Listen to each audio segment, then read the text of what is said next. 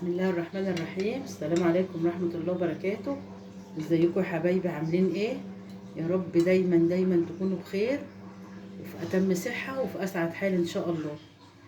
هنعمل مع بعضينا بقى كبد وقوانص، بس حاجة كده مية مية. هنسمي ونصلي على رسول الله. حطيت زي ما قدامكم كده كبشة سمنة او مغرفة سمنة اهي. مش هكتر السمنه قوي علشان خاطر هي بيبقى فيها دهون وبتنزل دهون.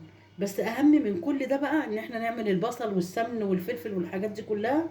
اللي اهم من ده كله غسيل الكبد والقوانص. يا جماعه انا باكلها عند ناس كتير قوي، حبايبي صحابي يعني، بس ان ما اكلها الاقي طعمها فيه زفاره، مش حلو او مش مغسوله حلو.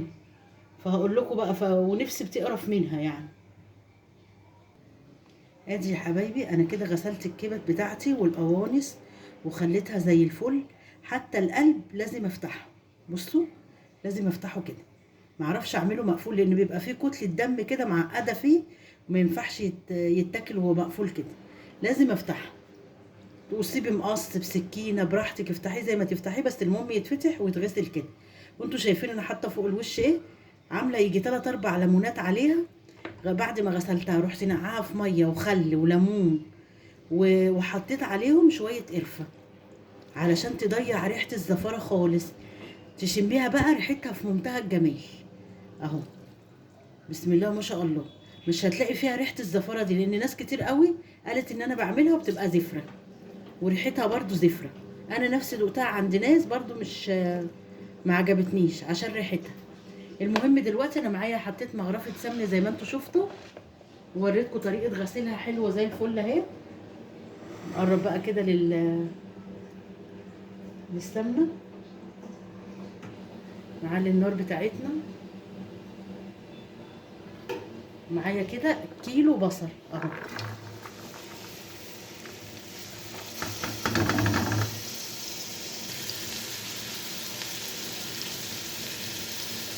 ادي حبايبي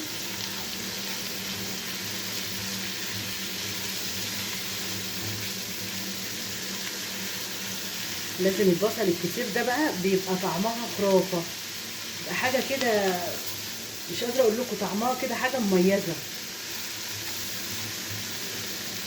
منه بيضيع زفارتها لو فيها برضو لسه ريحه زفاره، وفي نفس الوقت بيديها طعم حلو. تابعوا الطريقه.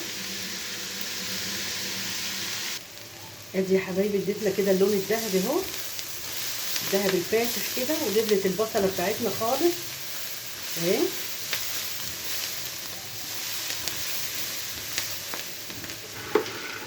في نفس الوقت انا بحمر مكرونه برضو جنبيها اهو.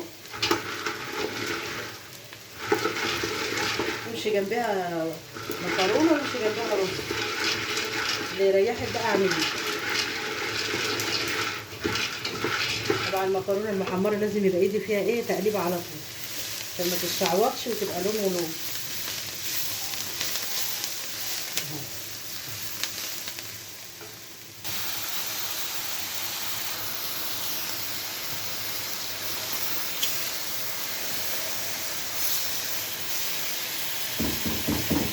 ايه طريه تقليب.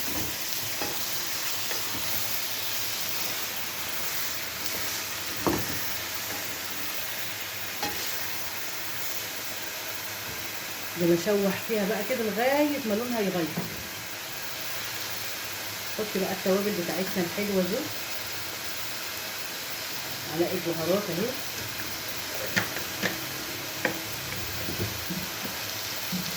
فلفل اسود،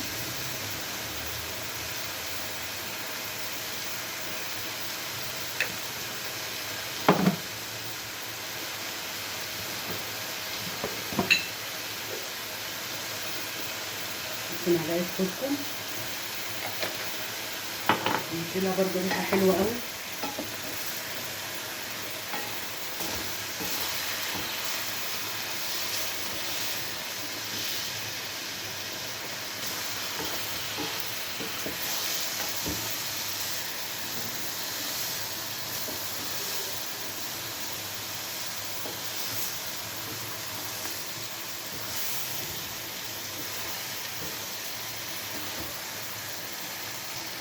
نجيب كام فص توم كده، نحطهم برضو صفار، نشوحهم معاهم.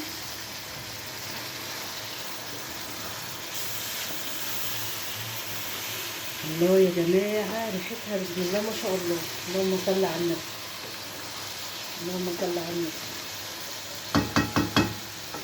اللهم يسر ولا تعسر يا رب.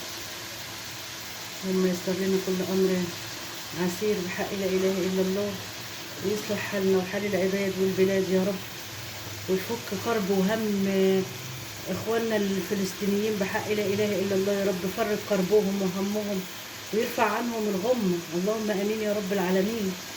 وحسبي الله ونعم الوكيل في الظالم. ربنا ينتقم منهم، ربنا ينتقم من اليهود بحق لا إله إلا الله يا رب، يخلص ذنبهم وحقهم. الأطفال اللي بتروح والشباب اللي راحت دي، حسبي الله ونعم الوكيل. ربنا ينتقم منهم وينصرهم عليهم يا رب. ربنا ينصرهم نصر عزيز مقتدر. ربنا هو اللي قادر على كل شيء. اللهم امين يا رب العالمين. ادي يا حبايبي زي ما انتم شايفين كده الكبد والقوانص لونها غير مع البصل اهو، بصوا، ومع الثوم. هنجيب بقى الفلفل بتاعنا والقوطه نحطها. ادي يا حبايبي فلفل اخضر اهو، ومعايا 4 قطيات.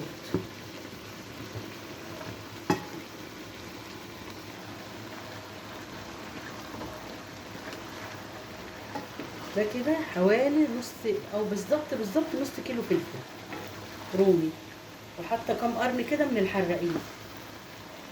والقوطه 4 قطيات فقط لا غير، 4 حبات طماطم.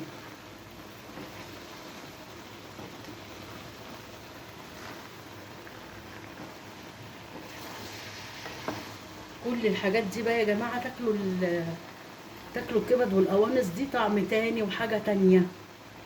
تاكليها كده وتروحي في مكان تاني.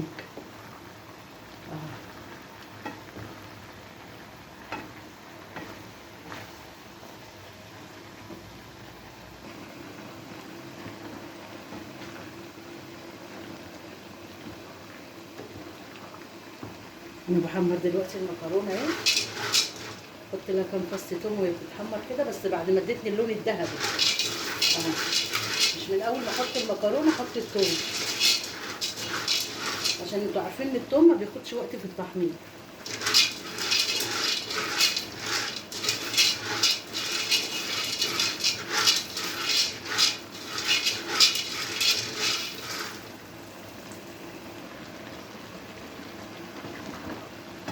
حبيبي ابتدى البصل ينزل ميته بقى والقوطه، هنحط لها ايه، قيمه لتر الا ربع ميه، عشان البصل بقى والكبده والقوانص كل ده يستوي اهو. يطلع معاكي الصوص بتاعها ايه كتير. بس خلاص كده، وسيبها ايه مع نفسها كده. قلب المكرونه بتاعتها.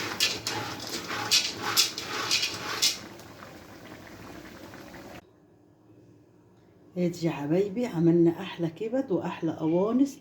بصوا والله يعني يمكن الكاميرا ظلماها.